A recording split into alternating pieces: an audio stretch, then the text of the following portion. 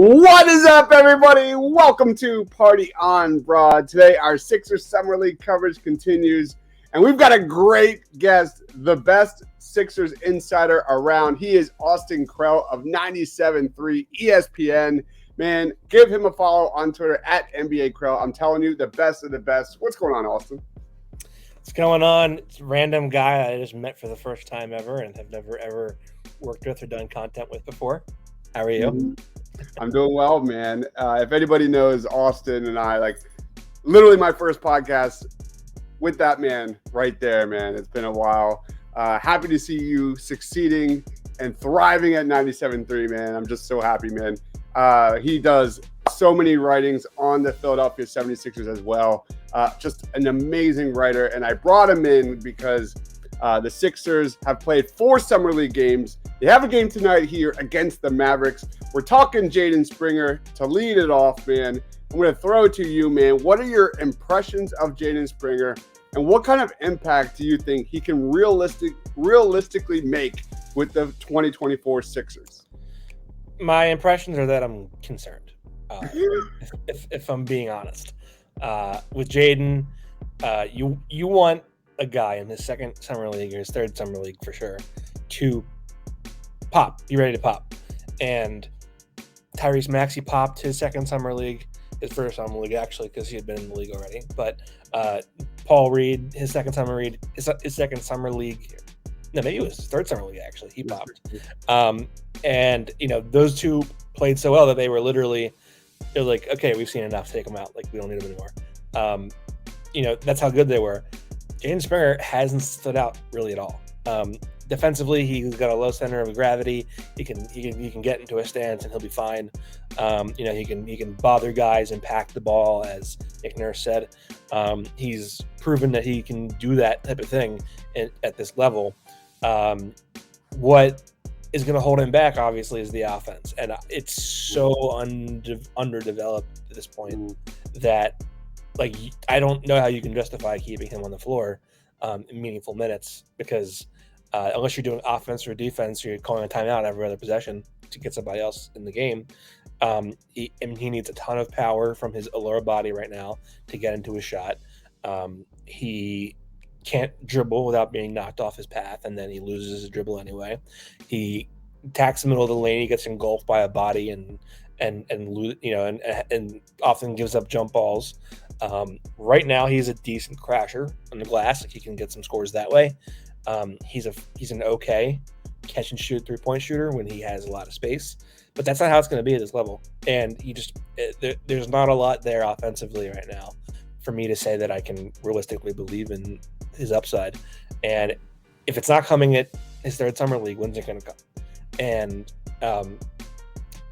I think his upside as a player is probably like Avery Bradley, maybe. Like, and for some teams, he can, he can be a good rotation player. Not much of an offensive player besides, like, some shooting, but it's a long way even to go for there. And Avery Bradley was never regarded as a top must-see guy. Like, he was always a role player. Mm-hmm. I don't see it being much more than that, quite frankly.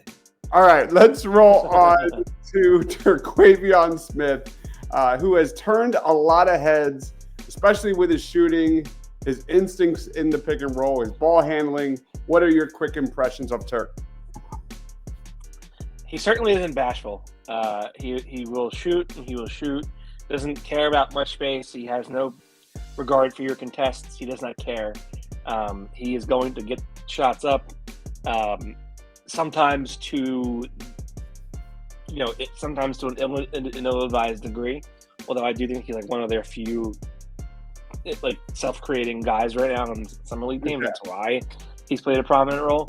But he's super confident. I do think he will need to give more of an effort to defend and be a little bit better of a playmaker. But I mean, he reads picks pretty well. He, there's a guy in like one step below a drop, he will pull up and shoot. Like he doesn't care. And that's like something that some guys just don't always understand. And at this level of experience, like they don't know when to pull up and shoot below a pick. They don't always understand that or read it so fluidly as he does. I do wonder, like, how would he be regarded if he was drafted? And that's the type of thing I kind of wonder, because would we be saying he's a surefire thing?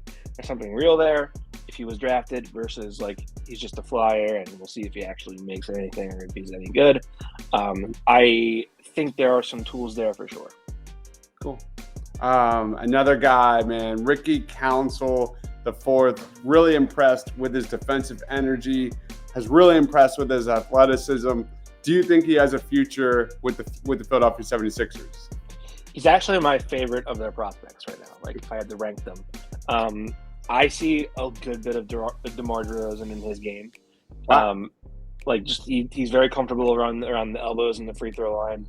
Extended, uber athletic. He would probably walk in the training camp as one of their best vertical athletes. Yeah. Defense, like there have been times when he's been able to stay in front of a guy, let's say contact, and instead of falling back, he will actually back up space more and get closer to them. And there was one drive in the Utah League where a guy had him, a guy had him moving, on a drive, and he literally forced a guy to turn out of the drive and reset the possession. So he clearly has the heart and the desire to defend, which is half the battle in the NBA. He will have to rework that jump shot. That jump shot has a long way to go. Like a long way to go. It's probably a full rebuild of that jumper. And I think if he puts that work in, he can rebuild that thing for sure.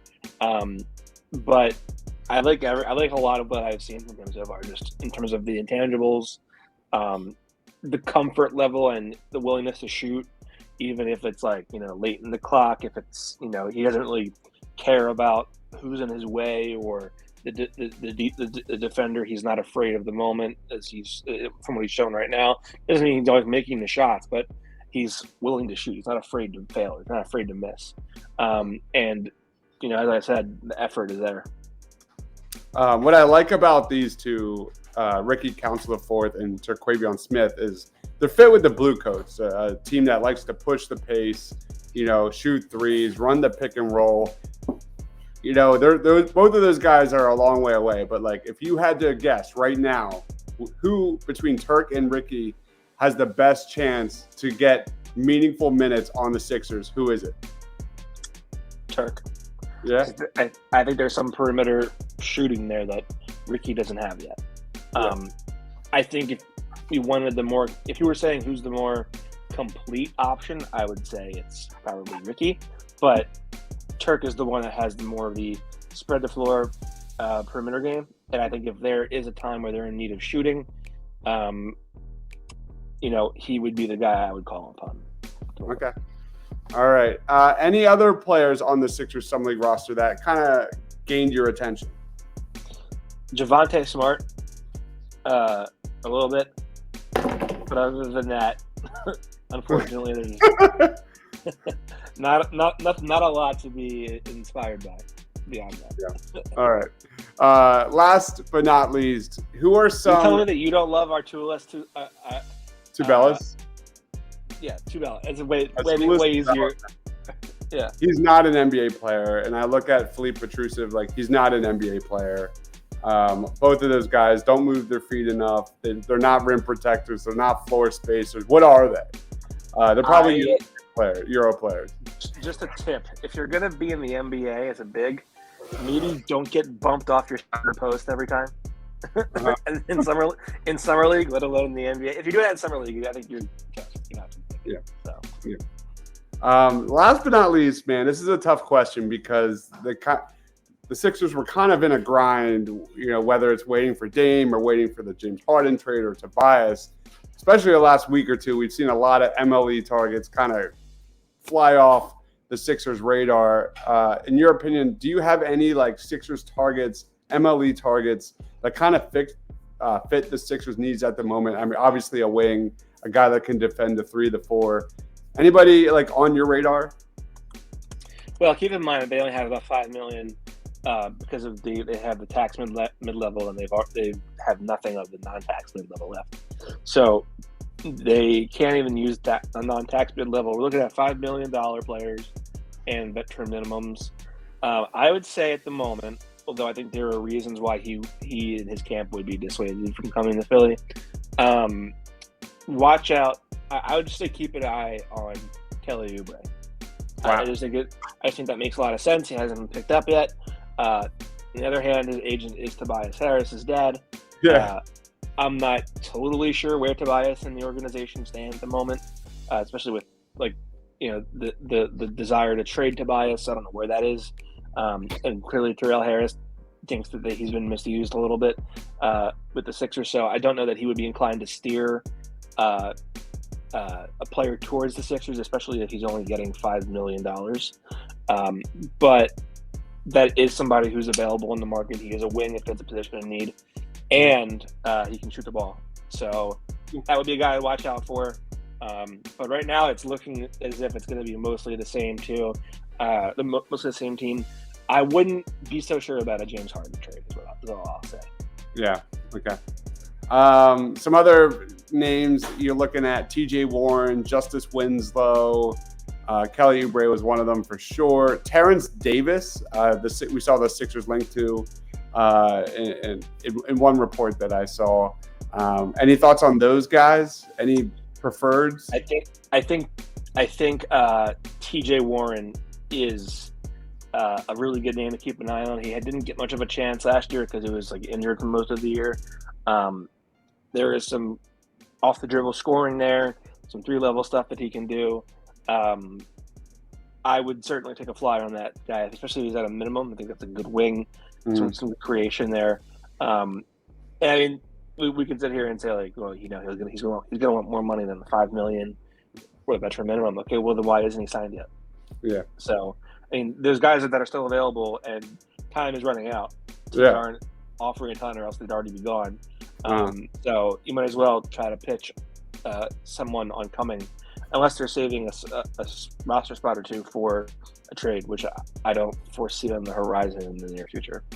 I agree. We're in the wait and see mode right now. I think any of those guys, especially T.J. Warren, who likes to put up shots, man.